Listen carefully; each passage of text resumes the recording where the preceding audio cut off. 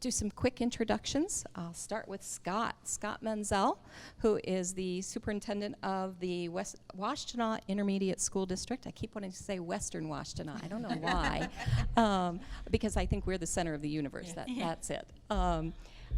Scott, do you want me to go through your whole bio? Or we were to have another Scott here, but he has instead sent sort of a proxy. Julie Helber. Welcome. Julie is currently the principal at Saline High School, but is about to become the superintendent of Chelsea Schools. And July 1? July 1st. Welcome to Thank Chelsea. You. And Sherry Van Adder, who is the superintendent of Manchester School Districts, my school district. Welcome to you as well. Thank you. Thank you. Scott, I'm going to hand the mic over to you so that you can do your wandering around, and thanks very much. Thank you. We appreciate the opportunity to be here this evening. It's always a privilege to be able to come to the Western Washtenaw Democrats. I think this is the third time I've been here, and appreciate Sherry and Julie taking time to join us as well and answer any questions that you have. We have a relatively brief PowerPoint presentation. I'll go through that, and then we can move into some discussion.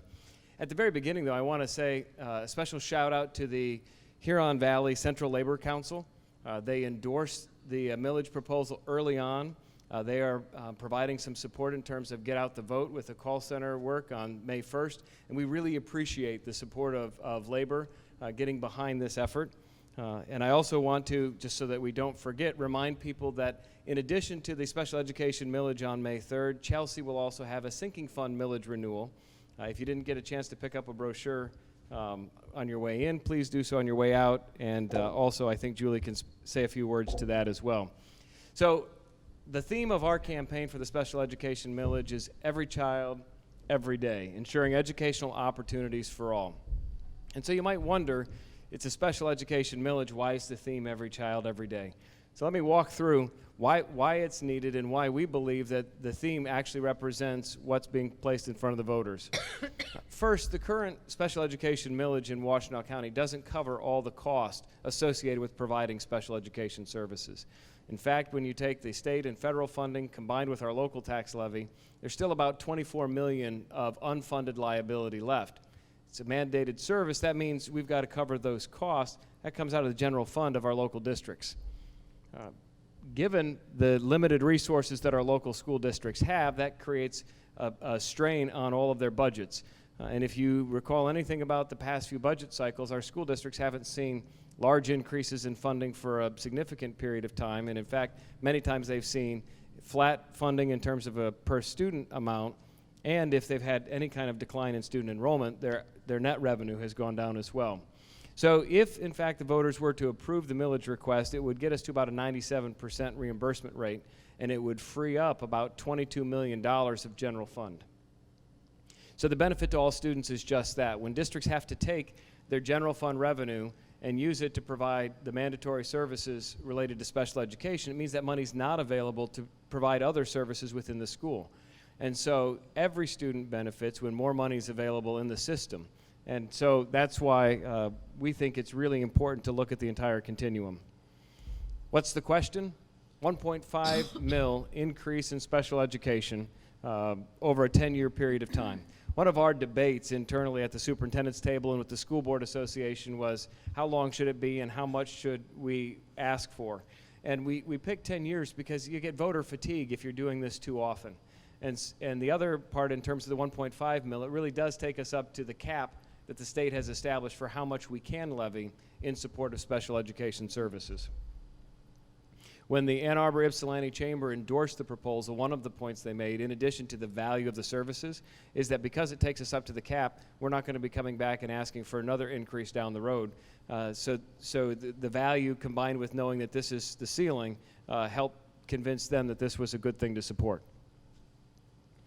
So the revenue that will be generated is just a little over $22 million. The unfunded liability, as I mentioned already, is $24 million. So that means our districts get very close to 100% reimbursement, and those funds then are available to put back into the system.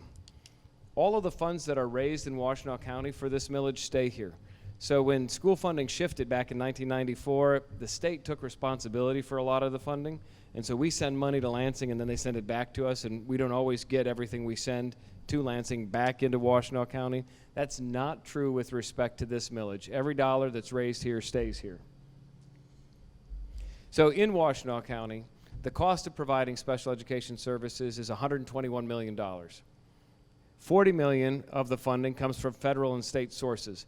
When the federal government passed the Individuals with Disabilities Education Act, they indicated that their intent was to pay for 40%, up to 40% of special education cost. They've never exceeded 17% in terms of the rate of reimbursement, and that was only during the time we had the stimulus money a few years back. Right now, we get about 9% of our funding is federal funding. The state reimburses at a 28.6% rate. The bulk of the money we have to cover the services is already generated through local taxes, the $57 million. The balance is paid for out of the general fund of our local districts. Pie chart just illustrates those numbers, and you can see it's heavily weighted to what we're doing locally. While we'd love to prevail on the federal government to live up to its obligations so that we could lower the local tax rate, I don't foresee that in the near future. I mean, we've made efforts and encouraged our elected officials to support it, and we've had periods of time where the issue's been raised, but never any real movement to getting close to that 40%. So who receives special education services? This is another question. A lot of times people have a mental image of what it means to be serving an individual with disabilities. But just by show of hands, how many of you know someone who has a disability? Could be a visual impairment, deaf and hard of hearing, it could be cognitive, could be other physical, right? All of us know someone on the continuum, and the services and supports necessary to help those young people be successful in our system can range from really small interventions to some that are very costly. If we've got students who are medically fragile, need nursing care, and have other kind of complicating factors. So we cover that full gamut in terms of the students who receive the services. 6,500 students approximately in the county qualify under the IDEA as individuals that are entitled to special education services, or 1 in every 7. And you don't have to be enrolled in a public school to receive special education services. So if you're homeschooled or you go to a parochial school, but the child has a disability, they can request and receive support using the funds that we have because it's a federal entitlement. Our local districts, and in Michigan we're unique, we provide services for individuals with disabilities from birth through age 26. The federal law covers ages 3 through 21. So we have an expanded range of services, which means we're doing a lot more after people age out of high school. And when you think about what your goal is after they leave high school, it's to help develop independent living skills, to create an opportunity for them to find meaningful employment. In Washtenaw County, about 32% of our young adults who are in our programs across the county find paid employment. That's a high number compared to the national average of 17%. We're able to provide those services because of the funds that are made available through the special education millage. And in terms of types of disabilities, I covered a few of these, but there are 13 different categories under the federal law. And in the next slide, you'll see the largest group receiving support are in students who have learning disabilities, and they can be specific in different areas. That's the first group. The second are students who are eligible for speech and language services. Generally, those are younger kids coming up through the system. And with early intervention, these kids move through the general ed curriculum and environment. They're very successful. For anyone who would stereotype what it means to have a disability, it doesn't mean you're not capable of learning. It doesn't mean that you're not capable of being successful. It means that you need some additional services and supports. Special education, we don't conceptualize it as a program or a place. It's a service provided to students to help them access the curriculum and succeed along their educational journey. So then what people really want to know is what will this mean for our local districts? So if you think about our current funding model, the county-based programs, those that are operated by Washtenaw ISD, whether it's at the High Point Center next to our main campus or located in classrooms in Ann Arbor or Ypsilanti or other local districts, those funds are taken off the top. So if the voters approve this, the additional revenue, the $22 million, gets distributed amongst our 9 local districts. And the distribution formula that you see here is based on the percent of special education expenditures.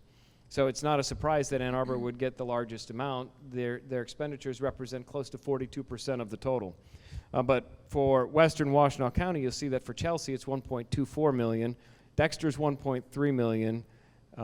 Milan is, or Manchester's $460,000. Saline's $2.8 million. Those are significant dollars in terms of money that's coming out of the general fund to cover the cost of mandatory services that would be put back in the general fund, and we would then be able to cover the cost through a dedicated millage. People also wonder, what does it mean to me as a homeowner? What's it going to cost me if we vote yes on May 3rd? So if your home has a market value of $200,000, taxable value of $100,000, and it's a 1.5 mil, the annual cost is $150. If you break that down into a monthly payment, it's $12.50. You know, you can do your own formula based on your home valuation using this metric, but it's a way for us to illustrate what the cost is. At the end of the day, it doesn't really get to what the value is, and the value proposition is the ability to provide high-quality educational services for every student in Washtenaw County. So the important facts are this. On May 3rd, there's an election. There are only 2 ballot items, and that is in Chelsea, the sinking fund, and county-wide, the special education millage. So we really need your assistance in helping get the word out so people remember to vote. And then who's eligible? We've had some confusion around this because some of our districts spill into other counties, and there are people on the west side who live in Jackson County, but they're in the Chelsea School District. And some of them think that they're not eligible to vote because they live in Jackson County. If you live within the boundaries of one of our 9 public school systems in Washtenaw County and you're registered, you're eligible to vote. So the individuals who live in Livingston County but are in Whitmore Lake School District, they're eligible to vote. So it's important to help remind people that may make an assumption that they're not eligible, that if you live in one of those 9 school districts, you can and should vote on May 3rd. So with that, we would be happy to answer any questions that you have. And Sherry and Julie, I may have missed something. I know we moved through the PowerPoint pretty quickly, but anything you want to add? I can't find anything that you missed. Yeah, I can't either. Scott, do the people that are living outside the county but are eligible to vote, do they then have to go to a different polling location to vote? They would go to the polling location that they normally go to. So depending on how the townships are structured, unless they move them around for one election to the next, they go to where they would normally vote. So the township clerks in Green Oak Township, for example, have to have the polling place available for those Livingston County residents. So there are some precincts that have 11. I mean, when we were looking at the 2011 special education millage, had 11 people who voted.